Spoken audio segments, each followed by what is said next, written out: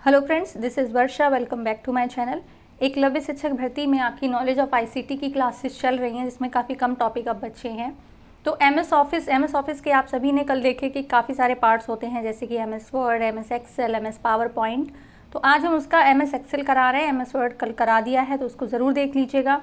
अगर चैनल पर नए हैं तो प्लीज़ चैनल को लाइक, शेयर एंड सब्सक्राइब ज़रूर करें, जिससे जो भी वीडियोज़ आ रहे हैं, हॉस्टल वार्डन की क्लासेस जो आ रही हैं, वो आप सभी को मिल जाएँ। ओके, तो स्टार्ट करते हैं video. Introduction of MS Excel. MS Excel क्या है उसके बारे में पहले जानेंगे। तो माइक्रोसॉफ्ट एक्सेल एक इलेक्ट्रॉनिक स्प्रेडशीट प्रोग्राम है। मतलब एक ऐसी इलेक्ट्रॉनिक स्प्रेडशीट प्रोग्राम है जिसमें आपकी रोज एंड कॉलम्स में वो पेज जो है वो डिवाइड होता है, जिसका उपयोग डेटा को पंक्तियों और स्तंभों में प्रस्तुत और व्यवस्थित करने के लिए किया जाता है। इसमें डेटा पर बुनियादी अंकगणितीय संचालन करना शामिल है, उसी के आधार पर ग्राफ और चार्ट बनाना भी शामिल है। ठीक है, तो इसमें क्या है कि जो भी डेटा है वो रोज एंड कॉलम में होता है। उसमें आप जो मैथमेटिकल कैलकुलेशन है वो कर सकते हैं, ग्राफ बना सकते हैं, चार्ट बना सकते हैं। ये सारे ऑपरेशंस एमएस एक्सेल में किए जाते हैं। तो जितने भी आपके एमएस ऑफिस के फंक्शंस हैं उनका एक्सटेंशन याद रखना बहुत ज़रूरी है।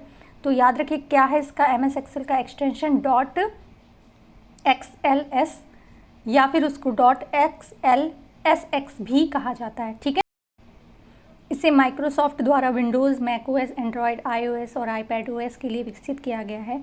मतलब माइक्रोसॉफ्ट ने एमएस एक्सेल को विंडोज़, मैकओएस, एंड्रॉयड, आईओएस और आईपैडओएस ऑपरेटिंग सिस्टम्स में प्रोवाइड कराया है, जिससे जो आपका वर्क है, बिजनेस वर्क है, ऑफिस वर्क है, उसको ईजिली किया जा सके।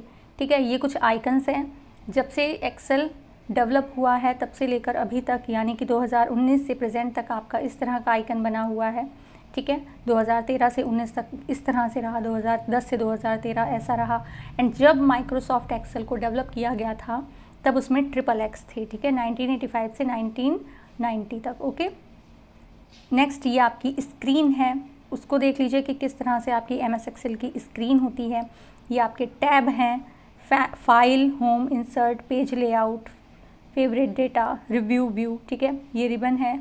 ये आप लोगों ने एमएस वर्ड में सारी चीज़ें अच्छे से समझी होंगी, जिसमें आपका होम टैब में क्लिपबोर्ड है, फॉन्ट है, अलाइनमेंट है। ठीक है, ये सारी चीज़ें सभी दी हुई हैं। ये जो वर्क एरिया है उसको अच्छे से देखिए कि इसमें आपके रोज़ कॉलम हैं जो मैथ के बुक के एनबी के बॉक्स के हिसाब से बने हुए हैं। ठीक है, ये बटन्स देखिए, जितनी सीट्स आपकी अवेलेबल होती हैं उसके बारे में यहाँ पर बता रहा है कि आप कौन सी सीट पर वर्क कर रहे हैं। बाय डिफ़ॉल्ट यहाँ पर शीट 3 दिखाई देती हैं। ठीक है, आप इसको और ज़्यादा ऐड भी कर सकते हैं और डिलीट भी कर सकते हैं। ये यहाँ पर व्यू बटन है, जिस भी सीट पर आप करंटली वर्क कर रहे हैं वो आपको यहाँ पर शो होगा, शीट यहाँ पर शो होगी। And views button currently set to normal view, मतलब यहाँ से आप सेट कर सकते हैं कि आपको किस व्यू में अपनी जो शीट है उसको देखना है। ये जूम स्लाइडर है, जिससे आप zoom in and zoom out कर सकते हैं जो भी स्प्रेडशीट है उसको। ठीक है, ये यहाँ पर देख लीजिए फाइल का जो क्विक एक्सेस टूल बार है उसको दिखाया गया है कि ये अंडू कमांड है। ठीक है, ये रीडू कमांड है, ये इस फाइल की सेव करने के लिए है। ये मिनिमाइज, मैक्सिमाइज बटन्स ये यहाँ पर जो शो कर दिए गए हैं उनको अच्छे से समझ लीजिए। ठीक है, एंड नेक्स्ट यहाँ पर देखिए ये ए लिखा हुआ है और ये 1 लिखा है। तो एक जो सेल है उसका एड्रेस क्या हो गया, A1।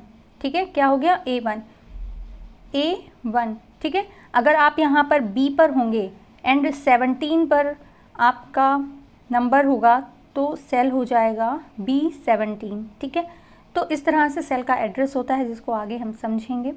नेक्स्ट बढ़ते हैं रिबन। तो रिबन के बारे में जितने भी टैब हैं इम्पॉर्टेंट उनको देख लेते हैं कि कौन से टैब में कौन सा ऑप्शन आता है, वो जानना ज़रूरी है।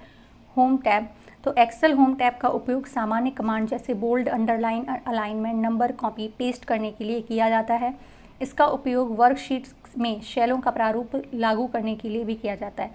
मतलब होम टैब में आपकी जितने भी टेक्स्ट से रिलेटेड फॉर्मेटिंग होती है, जैसे कि टेक्स्ट को आप बोल्ड कर सकते हैं, अंडरलाइन कर सकते हैं। ठीक है, और कोई भी चीज़ आपको कॉपी पेस्ट करनी है तो भी आप होम टैब में ही जाएंगे। जिस भी स्टूडेंट्स ने कभी कंप्यूटर पर वर्क नहीं किया है, प्लीज़ एक बार जाकर आप कंप्यूटर के ये जितने भी एमएस ऑफिस के एप्लीकेशंस हैं उनको देख ज़रूर लीजिएगा। ठीक है, इंसर्ट टैब, इंसर्ट टैब का उपयोग चित्र, chart, filter, hyperlink, link, text, symbol आदि डालने के लिए किया जाता है। Alt+N इंसर्ट टैब खोलने की शॉर्टकट कुंजी है। तो ये जो इंसर्ट टैब के लिए शॉर्टकट की है, एंड इसमें आप क्या करते हैं, इंसर्ट कराना, जैसे कि चार्ट, फिल्टर वगैरह इंसर्ट करा सकते हैं। चार्ट कितने टाइप के होते हैं? 8 प्रकार के होते हैं। कौन कौन से होते हैं? कॉलम या बार चार्ट, पदानुक्रम चार्ट, रेखा या क्षेत्र चार्ट, कॉम्बो चार्ट, सांख्यिकी chart, bubble chart, pie chart, झरना चार्ट मतलब वाटरफॉल, फनल, स्टॉक, सतह या रडार चार्ट। ठीक है, हिंदी वाले स्टूडेंट्स इंग्लिश को भी देख लें जहाँ पर भी कोई हिंदी वर्ड समझ में नहीं आए। नेक्स्ट बढ़ते हैं। पेज लेआउट टैब, इस टैब के अंतर्गत आने वाली सुविधाओं का उपयोग किसी कार्य पुस्तिका का रूप बदलने के लिए किया जाता है। मतलब पेज की फॉर्मेटिंग करना, नाम से भी थोड़ा आप लगाइएगा अंदाज़ा। पेज लेआउट मतलब पेज से रिलेटेड जितनी भी फॉर्मेटिंग है आप पेज लेआउट में कर सकते हैं, जैसे कि उसका थीम चेंज करना, पेज का सेटअप करना, कितने मार्जिन पर आपको पेज चाहिए, पेज को व्यवस्थित करना, शीट का विकल्प। ठीक है, ये सारी चीज़ें आपको पेज लेआउट में मिलेंगी। इसमें एक अलग ऑप्शन होता है फॉर्मूला टैब, क्योंकि भाई मैथ की कैलकुलेशन किससे होगी? फॉर्मूला से होगी, है ना। तो MS एक्सेल में आपका होता है फॉर्मूला टैब।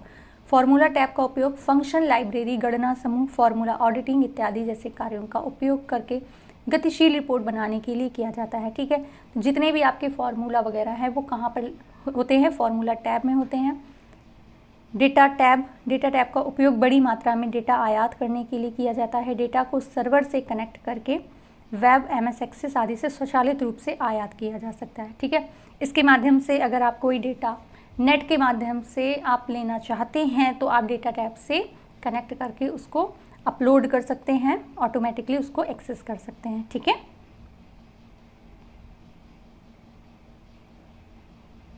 नेक्स्ट है रिव्यू टैब यानी कि समीक्षा टैब। इसमें संपादन सुविधा, टिप्पणियाँ, ट्रैक परिवर्तन और कार्यपुस्तिका सुरक्षा विकल्प शामिल हैं।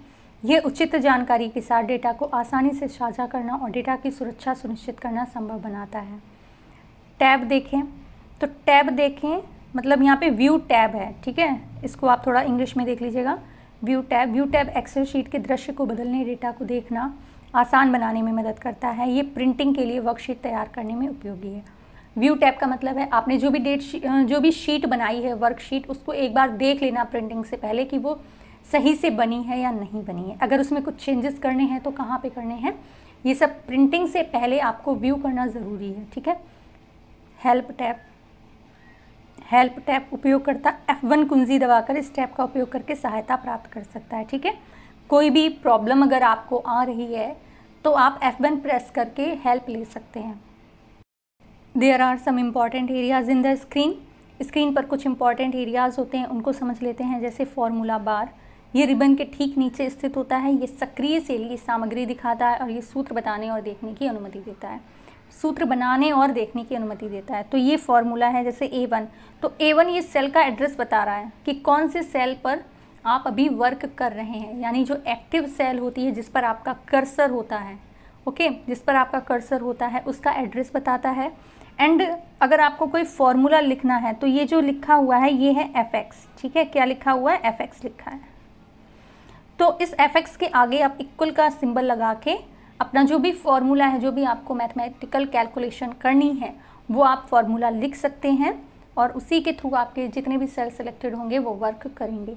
वर्कबुक, ये एक्सेल फाइल है जिसमें पंक्तियाँ और स्तंभों की वर्कशीट होती है। जो आपकी ऐसे मैथ्स की बुक्स होती है ना, इस तरह से जो आपकी वर्कशीट है उसका वर्कबुक उसको बोलते हैं।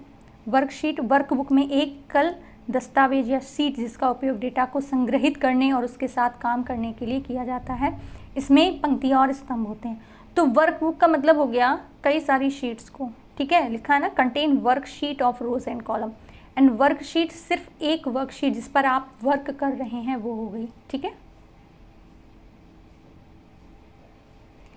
सेल को समझ लेते हैं क्योंकि जो पूरी वर्कशीट है वो सेल पर ही डिपेंड है, तो इससे रिलेटेड आपके क्वेश्चंस बन सकते हैं, इसको अच्छे से समझ लीजिएगा। सेल एक बॉक्स है जो वर्कशीट में एक पंक्ति और कॉलम का प्रतिच्छेदन करती है, मतलब इंटरसेक्शन। ठीक है, जैसे ये लाइंस हैं आपकी, ये एक दूसरे को इंटरसेक्ट कर रही हैं, एक दूसरे को कट कर रही हैं। फिर ये जो बॉक्स बना आपका ये सेल हो गई। ठीक है, यह स्प्रेडशीट का सबसे छोटा ब्लॉक है, मतलब आप जानते हैं ना उसमें काफ़ी सारे ब्लॉक्स होते हैं। उपयोगकर्ता जिस सेल में काम कर रहा है उसे एक्टिव सेल कहते हैं। एक्सेल के नए संस्करण में प्रति सेल लाइन फीड की अधिकतम संख्या 253 है। मतलब जो अभी आप जिस पर वर्क कर रहे हैं, जो न्यू संस्करण आया है, न्यू वर्जन आया है, उसमें सेल कितनी है? 253। ठीक है। सेल एड्रेस क्या होता है? तो सेल के स्थान को सेल एड्रेस के रूप में जाना जाता है। उदाहरण C11, जैसे कि क्या था? A1, तो ये भी आपका क्या है? सेल एड्रेस है। इसका मतलब हो गया आपका C एंड 11। ठीक है। C11 स्तंभ और पंक्ति, यानी कि C कॉलम और 11 रो। मैक्रो ये निर्देशों का एक क्रम है, इंस्ट्रक्शंस का एक सीक्वेंस है जो निष्पादित करने के लिए कीबोर्ड और माउस क्रियाओं को दोहराई जाने वाली श्रृंखला को प्रतिस्थापित करता है। इसका उपयोग MS वर्ड और MS एक्सेल दोनों में ही किया जाता है। ठीक है। याद रखने वाली बात आपकी सेल और सेल एड्रेस है, इन दोनों को अच्छे से याद रखिएगा। पंक्ति और स्तंभ यानी रोज एंड कॉलम, ये पंक्तियों की संख्या वर्कशीट के बाईं ओर और कॉलम की वर्णमाला वर्कशीट के शीर्ष को इंगित करता है। एक्सेल सीट के नए संस्करण में पंक्तियों की कुल संख्या 10,48,576 और कॉलम 16,384 हैं। कॉलम की चौड़ाई 255 अक्षर और पंक्ति की ऊंचाई 409 अंक है। ठीक है। मतलब जितने भी कॉलम हैं उसमें आप 255 अक्षर 255 अक्षर होते हैं और पंक्ति की ऊंचाई 409 अंक है। पहले कितनी होती थी? ठीक है, ये संख्या तो अभी है, पहले होती थी 65,536 रोज़ और कॉलम होते थे 256। तो ये दोनों ही डेटा आपको याद रखना होगा, ये इम्पॉर्टेंट है। दोनों ही डेटा याद रखिएगा कि अब कितनी है रोज़ एंड कॉलम की संख्या एंड पहले कितनी हुआ करती थी। क्वेश्चन दोनों में से किसी भी तरह से पूछ सकता है। तो फॉर्मूला देख लेते हैं। यह एक अभिव्यक्ति है जो सेल के मूल्य की गणना करती है और ये हमेशा इज इक्वल टू से शुरू होता है। तो इसको याद रखिएगा कि फॉर्मूला कहाँ से शुरू होता है, पहले भी हमने बताया था, इज इक्वल टू से। ओके। नेविगेशन इन अ वर्कशीट, अगर आपको वन सेल अप जाना है, अगर ऊपर जाना है तो अप एरो की से जाएंगे, सेल डाउन जाना है तो एंटर की या एरो की डाउन से जाएंगे, वन सेल लेफ्ट जाना है तो लेफ्ट एरो की एंड राइट जाना है तो राइट एरो की और टैब से भी जा सकते हैं। टॉप ऑफ द वर्कशीट जाना है तो सेल A1 पर यानी कि तो control plus home, end of the worksheet जाना है यानी कि लास्ट सेल कंटेनिंग डेटा तो कंट्रोल प्लस एंड का यूज़ करेंगे। एंड ऑफ द रो जाना है तो कंट्रोल प्लस राइट एरो की और एंड प्लस राइट एरो की भी कर सकते हैं। एंड ऑफ द कॉलम जाना है तो कंट्रोल प्लस डाउन एरो की और एंड प्लस डाउन एरो की भी कर सकते हैं। ओके, ये याद रखिएगा। कीज़, फॉर्मूला एंड फंक्शंस, सूत्र ऐसी प्रविष्टियाँ जिनमें एक समीकरण होता है जो प्रदर्शित किए जाने वाले मान की गणना करते हैं। मतलब फॉर्मूला क्या होते हैं? जो भी कैलकुलेशन आप कर रहे हैं, सम कर रहे हैं, सब्ट्रैक्शन कर रहे हैं, मल्टीप्लाई, डिवीज़न, तो वो बता रहा है वो कि आप कौन सा वर्क, कौन सी कैलकुलेशन कर रहे हैं। ठीक है। सूत्र समीकरण में टाइप किए गए हैं, संख्याओं में टाइप ना करें। जो सूत्र होते हैं वो एक इक्वेशन में टाइप किए जाते हैं, वो सम में नहीं किए जाते हैं। मतलब ऐसा नहीं आप प्लस कर दिया इज इक्वल टू के बाद में तो हो गया आपका प्लस, ऐसा नहीं है। वो एक इक्वेशन में ही टाइप किए जाते हैं। ठीक है। समीकरण में संदर्भित किसी भी डेटा के परिवर्तन या प्रविष्टि रूप में ये समीकरण स्वचालित रूप से अपडेट हो जाएगा। जो भी आप फॉर्मूला ऐड करेंगे वो जितने भी सेल और कॉलम आपके सिलेक्टेड होंगे उसमें स्वचालित मतलब ऑटोमेटिक तरीके से वो वर्क कर जाएगा और आपका जो भी सम है जो आप कर रहे हैं, जो कैलकुलेशन आप कर रहे हैं वो हो जाएगी। ठीक है। एंटरिंग फॉर्मूला को एंटर कैसे कराते हैं? किसी कार्यपत्रक में के कक्षों में ऐसे सूत्र भी हो सकते हैं जो गणना करने में सहायक होते हैं। सूत्र गणितीय समीकरण है। गणितीय समीकरण के बारे में हम अभी बात कर ही रहे थे कि सूत्र क्या है, फॉर्मूला क्या है। आपके इक्वेशंस होते हैं, नंबर्स नहीं होते हैं।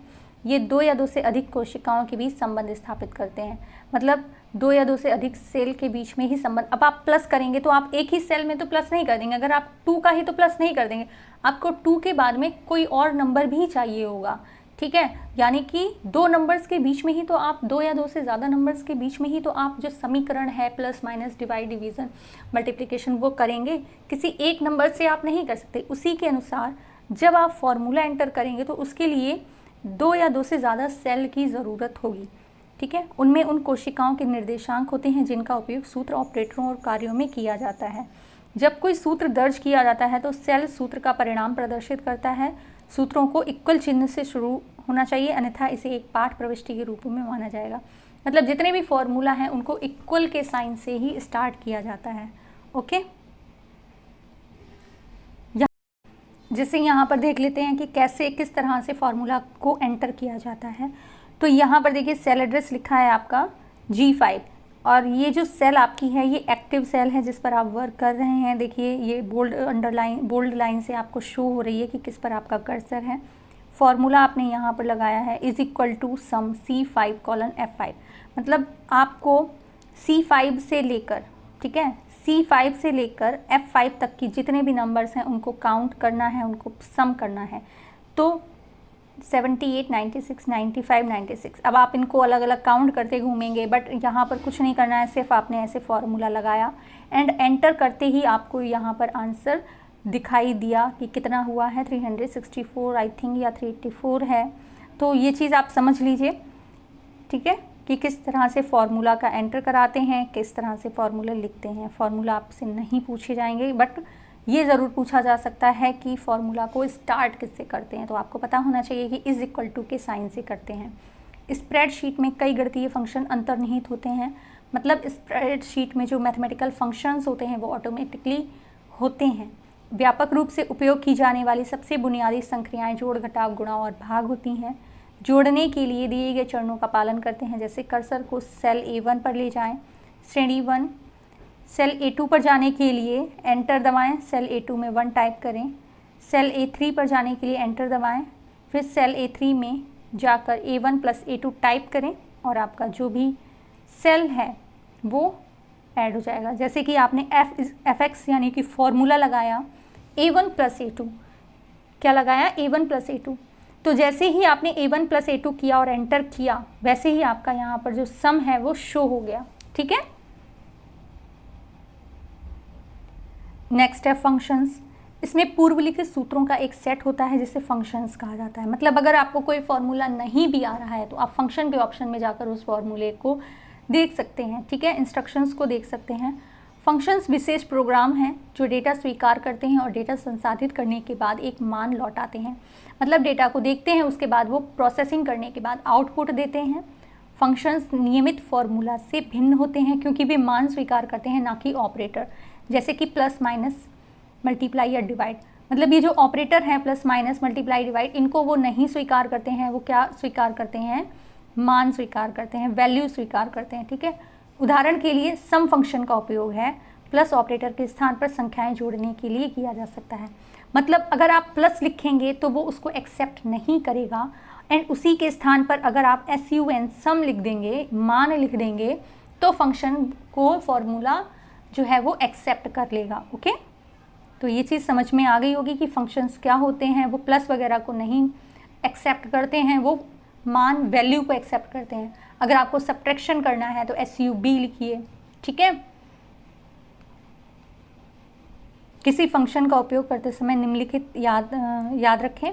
किसी सूत्र को शुरू करने के लिए बराबर चिन्ह का उपयोग करें। फंक्शन का नाम निर्दिष्ट करें, जो भी आपको करना है, सम, सब, ठीक है। कोष्ठक के भीतर तर्क फंक्शन द्वारा स्वीकृत डेटा संलग्न करें। मतलब जैसे आपने सम लिखा, फिर सम लिखने के बाद आप ब्रैकेट लगाकर जिन सेल एड्रेस भी आपको लिखना होगा कि आपको कौन सी सेल एड्रेस का सम चाहिए, ठीक है। तर्कों को अलग करने के लिए अल्प विराम का प्रयोग करें। एक्सेल में एक फंक्शन होता है ऑटोफिल, ठीक है। इसमें क्या होता है कि जो मान है, लेबल हैं, सूत्र हैं, तार्किक श्रृंखला है, मतलब लॉजिकल सीरीज़ हैं, वो ऑटोफिल ही हो जाती हैं, ठीक है। उनको आपको करना नहीं होता। ऑटोफिल हैंडल जो प्लस यानी कि गणितीय ऑपरेटर की तरह है, सक्रिय सेल से निचले दाएं कोने पर स्थित हो सकता है। कहाँ होता है, जो भी आपकी एक्टिव सेल है उसके नीचे दाएं कोने पर वो होता है। श्रृंखला भरने के लिए निम्नलिखित चरण निष्पादित करेंगे। अगर आपको ऑटोफिल करना है तो आप कैसे करेंगे वो देख लेते हैं। कि पहले सेल पर क्लिक करें और 01 मई टाइप करें, ठीक है। मतलब आपने सेल पर क्लिक किया और 1 मई टाइप कर दिया। टाइप करने के बाद में सेल पर फिर से क्लिक करें और फिर माउस को सेल के नीचे दाईं ओर रखें ताकि कर्सर एक छोटे काले प्लस चिन्ह में बदल जाए। जैसे ये सेल है आपकी, आपने इसमें 1 मई टाइप किया, ठीक है। फिर उसके बाद कर्सर को आप बिल्कुल यहाँ पर रखेंगे। जब आप कर्सर अपने जो माउस को यहाँ रखेंगे तो आपको प्लस का साइन दिखाई देगा। कैसा साइन दिखाई देगा? प्लस का। कर्सर से क्लिक करें और दबाए रखें और माउस को नीचे खींचें। फिर कर्सर को आप दबाइए, माउस को नीचे खींचिए। ये नीचे जाने वाले प्रत्येक सेल के लिए स्वचालित रूप से दिनांक और एक दिन की वृद्धि की प्रतिलिपि बनाता है, जिसमें श्रृंखला 1 मई, 2 मई, 10 मई मिलती है। मतलब आपको प्लस का साइन बनाकर उसको ड्रैग करना है। ठीक है, क्या करना है? ड्रैग करना है। जितनी भी सेल में आप वो डेट्स चाहते हैं, ठीक है, उतना ही आप अगर ड्रैग करेंगे तो आपको डेट्स आगे की मिलती जाएंगी। यानी 1 मई का सिर्फ 1 मई ही नहीं होगा, 1 मई, 2 मई, 3 मई, 4 मई, ठीक है, जितनी भी आप सेल सिलेक्ट करेंगे। ये दिखाता रहता है कि किस दिन भरा जा रहा है। वांछित तिथि पूरे होने पर माउस को छोड़ दें। मतलब जितनी भी डेट्स आप चाहते हैं वहाँ तक माउस को ले जाएं और फिर माउस को ड्रैग करना छोड़ दें। ओके, किस तरह से होता है? जैसे आपने 1 मई किया, फिर आपने यहाँ पर कर्सर को रखा, ये प्लस शो, जैसे ही प्लस शो हुआ आपने उसको ड्रैग किया नीचे, तो 1 मई, 2 मई, 3 मई, 4 मई, 5 मई, इन्होंने 5 मई तक किया है। आपको समझ में आ गया होगा। Dragging the fill handle across 5 cells. Okay, तो आई होप आपको आज की क्लास अच्छी लगी होगी, समझ में आई होगी। कोई भी डाउट या सजेशन है तो उसको कमेंट बॉक्स में कमेंट ज़रूर करिएगा। इसकी PDF आपको टेलीग्राम चैनल पर प्रोवाइड करा दी जाएगी। चैनल को ज़्यादा से ज़्यादा शेयर करिए, जिससे जितने भी स्टूडेंट्स हैं जिन्होंने एकलव्य शिक्षक भर्ती का फॉर्म फिल किया है, क्योंकि आप सभी जानते हैं कि ICT की जो क्लासेस है वो एकलव्य शिक्षक भर्ती की सभी पोस्ट के लिए यूज़फुल है। ठीक है, तो बने रहिए ऐसे ही और यूज़फुल वीडियोज़ के साथ में। Thank you so much for watching.